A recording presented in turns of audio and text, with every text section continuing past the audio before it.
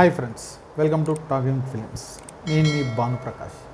ఈరోజు మనం మాట్లాడుకోబోయే సినిమా ఏంటంటే మలయాళం ఫిలిం లాస్ట్ ఇయర్ వచ్చిండేది. సినిమా పేరు సూక్ష్మదర్శిని. అంటే సూక్ష్మంగా చూడడం, మైక్రోస్కోపిక్లో చూడడం సినిమాలో మేజర్ యాక్టర్స్ వచ్చి నజరియా మ్యారేజ్ చేసుకొని వెళ్ళిన తర్వాత ట్రాన్స్ ఒకటి రెండు సినిమాల్లో కనిపిస్తూ ఉంది. ఫుల్ లెంగ్త్ రోల్, అఫ్కోర్స్ తెలుగులో హీరోయిన్గా చేసింది. సినిమా దొబ్బింది అనుకోండి, అది వదిలేండి. ఇంకొకరు బేసిల్ జోసెఫ్. ఇతను ఏందిరా అంటే ప్రొడ్యూసరు, డైరెక్టరు, యాక్టరు, ఖతర్నాక్ పర్సనాలిటీ, సూపర్ ఆర్టిస్టు, సూపర్ ప్రతి క్రాఫ్ట్లోనూ మంచి కమాండ్ ఉంది. మనోడు తీశాడంటే అంత అద్భుతమైన ఆర్టిస్ట్ బేసిల్ జోసెఫ్. అతను చాలా సినిమాలు చూశాను, రివ్యూ చేయలేకపోయాను. ఇది చేద్దాం అనుకున్నాం, మంచి సినిమాతో ఈ ఇయర్ రివ్యూ చేద్దామని ఈ సినిమా అయితే తీసుకున్నాం. డైరెక్ట్ చేసింది వచ్చి జతిన్, ఎంసీ జతిన్. సినిమా కథకు వచ్చాము అంటే మనకు ఉంటుంది కదా, అమలక్కలు ఇది ఒక వీధిలో ఉన్నారంటే వాళ్ళది ఒక వాట్సాప్ గ్రూప్ ఉంటుంది, వాళ్ళు మాట్లాడుకుంటూ ఉంటారు. పక్కన ఏం జరుగుతుందో, మన ఇంట్లో జరిగేదని పక్కన ఏం జరుగుతుందో చూస్తుంటారు కదా. అది చూసినప్పుడు ఒరే పక్క ఇంట్లో ఏదో క్రైమ్ జరుగుతుంది అనుకొని మన హీరోయిన్ అనుకుంటుంది. ఇంట్లో కొద్ది ఖాళీగా ఉంటుంది కదా, దాన్ని ఏదో ఇరగదీయాలని చూస్తున్నప్పుడు నిజంగా ఆ క్రైమ్ జరిగిందా, జరగలేదా, అనుకున్న క్రైమ్ జరిగిందా, వేరే క్రైమ్ జరిగిందా, అసలు క్రైమే జరగలేదా, ఏం జరిగింది అన్నది సినిమా అంతా. సినిమాలో నాకు నచ్చింది ఏంద్రా అంటే, సినిమా మనకి తెలుగు సినిమాలు చెప్పినట్టు అరటిపండు ఒలిచి చెప్పినట్టు రీజన్లు అయితే చెప్పాడు. లాస్ట్లో సింపుల్గా రెండు ఫోటోలు చూపిస్తాడు, మాటలు చూపిస్తాడు, అయిపోయింది. నువ్వు అర్థం అయితే అర్థమైంది, అర్థం కాలేదంటే అర్థం కాలేదు. కొన్ని సీన్లు కూడా అట్టే ఉంటాయి. ఎందుకంటే టాయిలెట్లో వీళ్ళంతా ఇది వేసుకొని మాస్క్ వేసుకొని ఒకడు టాయిలెట్లో పోస్తూ ఉంటాడు. అది చెప్పడు. మన తెలుగులో అయితే అది ఏంటంటే ఈ పలానా యాసిడ్ కలుపుతాము, ఇది ఇట్ అవుతుంది. అంత కోచింగ్ కెమిస్ట్రీ క్లాసులు ఏం చెప్పలే. నువ్వు అర్థం చేసుకున్నావు రవి, లేదంటే లేదు అన్నట్టే చెప్పుంటాడు సినిమాని. అది నాకు ఇంకా బాగా అనిపించింది. అండ్ మలయాళం సినిమాలు మనకు తెలుసు కదా, ఫస్ట్ 30 minutes ఎస్టాబ్లిష్మెంట్ వాడుకుంటాడు, ఎస్టాబ్లిష్ చేస్తూ ఉంటాడు నీట్గా. ఎస్టాబ్లిష్ అయిన తర్వాత మొదలెడతాడు మనోడు రా పాడేయడం అనేది. సినిమా అదే దీంట్లో తీసుకెళ్తాడు. మనకి సీటర్జ్ థ్రిల్లర్ అని చెప్పలేము, కానీ కొద్దిగా ఏం జరుగుతుంది నెక్స్ట్ అని అనిపించే సీన్లు అయితే చాలా ఉంటాయి. ఎందుకంటే ఈమె ఇంట్లోకి వెళ్ళి చూడాలనుకుంటూ ఉంటుంది.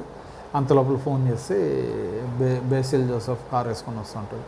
కానీ ఇంట్లో ఆల్రెడీ ఒకడు ఉంటాడు, వాడు భయపడి అడ్డుపడతాడు. ఇది వచ్చేసి 1-way మిర్రర్. లోపల ఉన్నవాడికి ఈమె చూస్తుందని తెలుస్తుంది, కానీ బయట ఉన్న లోపల ఏం జరుగుతుందో చూడలేదు. ఆ పర్టికులర్ సీన్స్ అన్నీ వచ్చినప్పుడు భలే ఉంటుంది. సెకండ్ హాఫ్ ట్విస్ట్లు అయితే మటుకు అది మటుకు ఒక ట్విస్ట్ వస్తుంది. మనం ఏదో అనుకున్నాం, ఇది జరిగింది ఏంది అని. ఆ తర్వాత ఫైనల్ మనకి కొద్దిగా ఫోటో చూసి ఇదా సరే ఓకేలే అనిపిస్తుంది. కానీ ఆ 1-2 ట్విస్ట్లు అయితే సూపర్ అనిపించింది. భలే రాసుకున్నాడు సినిమా, చాలా బాగుంది సినిమా అని అనిపిస్తుంది. సినిమా మనం కొద్దిగా మనకి ఓపికతోనే కూర్చోవాలి, కొద్దిగా స్లో పేస్లోనే మూవ్ అవుతుంది. సో మలయాళం సినిమాలన్నీ అంతే. సో అది మనకి తెలిసిండేది. వాళ్ళు తీసుకెళ్ళేదే ఆ స్లో పేస్లో తీసుకెళ్తారు కాబట్టి మనం దానికి ఓకే. సో ఫస్ట్ టైం ఇప్పటిదాకా మలయాళం సినిమా చూడలేదంటే వాళ్ళకి ఖచ్చితంగా స్లో పేస్ అనిపిస్తుంది. కానీ నువ్వు సినిమా అంతా కూర్చొని చూసిన తర్వాత సినిమా కేక తీసాడరా అనిపిస్తుంది. సినిమాలో ఉన్న పాజిటివ్స్ అన్నీ బ్రహ్మాండంగా అనిపిస్తుంది. నెగిటివ్ అంటే కొద్దిగా ఇది చెప్పి ఈ స్లో పేస్ ఇది తప్పించి. కానీ పర్ఫార్మెన్స్లు నజరియా టాప్ నాచ్, అద్భుతమైన ఆర్టిస్టు. బేసిల్ జోసెఫ్ కూడా బ్యూటిఫుల్ ఆర్టిస్టు. దాంతోపాటు సపోర్టింగ్ కూడా ఉంటారు ఈ అమలక్కలు, వాళ్ళు కూడా భలే చేశారు. అసలు ఒక దుబ్బగా ఉంది, ఆమె పేరు కూడా తెలియదు, కానీ మంచి క్యూట్ పర్ఫార్మెన్స్లు భలే అనిపించాయి. ప్రతి ఒక్కరి పర్ఫార్మెన్స్ అయితే వీళ్ళు సూపర్. లొకేషన్స్ అంటే పెద్ద పోలా, ఒక రేంజ్లో ఖర్చు పెట్టి ఇదేం ఉండదు. ఇల్లులు వీధి తీసుకొని ఆ వీధిలో షూట్ చేసాడు, 1-2 బయటికి వెళ్ళాడు అంతే. హోటల్ గిట్టలని అసలు మంచి బడ్జెట్. దీంట్లో వచ్చేసి మనకి ఎక్కువ ఖర్చు పెట్టాల్సిన అవసరం లేదు. మంచి సినిమా అంటే మంచి కథ ఉండాలా అని నిరూపిస్తుంది సినిమా. అది డిఓపి కూడా మంచి కెమెరా వర్క్ చేశాడు. ఎడిటింగ్ కూడా పర్ఫెక్ట్ ఎడిటింగ్ అనిపిస్తుంది మనకి. సినిమా కట్ అని మనకి ఎక్కడ రివీలింగ్ ఏది చేయాలా ఇదంతా కూడా భలే రివీలింగ్ చేసుకుంటే బాగా అయితే మనకి అనిపించింది. సినిమా ఫ్యామిలీతో కూర్చొని చూడవచ్చు అంటే హ్యాపీగా ఫ్యామిలీతో కూర్చొని చూడవచ్చు. పెద్ద మనకి ఏమన్నా సరియస్ సినిమాలు అంటేనే పెద్ద ఎక్స్పోజింగ్లు అట్లాంటివి ఏమి ఉండదు, ఆమె చెయ్యదు. అందులో మ్యారీడ్కి ముందే చేయదు కాబట్టి మ్యారీడ్ అయిన తర్వాత ఇంకా అసలుకే లేదు. మన ఫరాద్ ఫాజిల్ వైఫ్ కాబట్టి ఇప్పుడు ఆమె ఇది ఉంది కానీ ఒక మంచి సినిమా. కాకపోతే రీజన్ అనేది మనకి కొద్దిగా వేరు ఉంటుంది. అది చెప్పానంటే చూడలేని వాళ్ళకి మట్టుకు అది రివీల్ అయితే సినిమా ట్విస్ట్లు వచ్చినప్పుడు ఇంట్రెస్టింగ్ ఉండదు.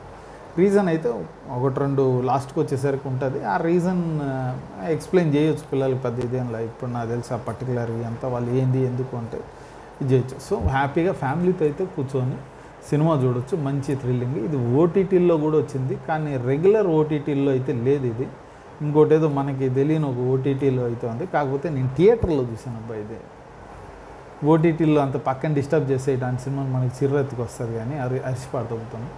సో థియేటర్లో చూసాను, నాకైతే అద్భుతంగా అనిపించింది. ఓటీటీలో ఎక్కడ ఉంది. సో ఓటీటీలో వచ్చిందంటే మనకు ఆన్లైన్లో దొరికేస్తుంది. చూడండి, తమిళ్ డబ్బింగ్ ఉందో లేదో నాకు తెలియదు. చూసారంటే మటుకు మీరు మస్త్ ఎంజాయ్ చేస్తారు సినిమాని. Wonderful film. ఇది ఒక మనం డీసెంట్ వాచ్ అనే దానికంటే షుడ్ వాచ్, మస్ట్ వాచ్ కంటే షుడ్ వాచ్ సినిమా ఇది. మీరు ఖచ్చితంగా ఎంజాయ్ చేస్తారు. థ్రిల్లర్స్, స్లో బర్నింగ్ థ్రిల్లర్స్ మీకు ఇంట్రెస్ట్ ఉంటాయి. సో ఈ సినిమా గురించి ఇంతే. మనం ఇంకో వీడియోలో ఇంకో మూవీ గురించి మాట్లాడుకుందాం, లేదా వెబ్ సిరీస్ గురించి మాట్లాడుకుందాం. అప్పుడు దాకా ఇలాంటివి కావాలంటే మట్టుకు మీరు మర్చిపోకుండా కింద ఉన్న సబ్స్క్రైబ్ బటన్ క్లిక్ చేయండి. అలాగే పక్కన ఉన్న బెల్ ఐకాన్ కూడా క్లిక్ చేశారంటే మా వీడియోస్ మీకు ఆన్ టైంలో వచ్చి చేరుతాయి. ఇంకో వీడియోలో కలుద్దాం. Bye and thank you.